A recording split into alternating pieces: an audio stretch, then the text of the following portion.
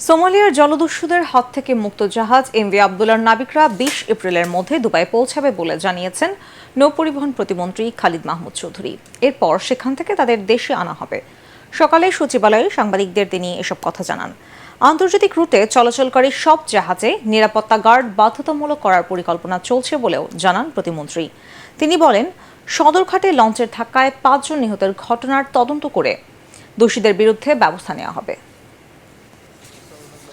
এই পৃথিবীতে প্রত্যেকটি দেশই কিন্তু মানুষের জন্য কাজ করতেছে, মানুষ কিভাবে ভালো থাকবে। আমরা যেহেতু নির্বাচিত হয়েছি, আমাদের একটা প্রস্তাবনা আমরা দিব যে এই মার্চেন্ট শিপগুলো যেন এই ধরনের অবস্থার মধ্যে পড়ে সারা পৃথিবী যেন ঝুঁকিপূর্ণ অবস্থা না যায়, মানুষ যেন দুর্ভোগের মধ্যে না পড়ে, দেশগুলো যেন দুর্ভোগের মধ্যে না পড়ে। আমরা একটা প্রস্তাবনা তৈরি করতেছি।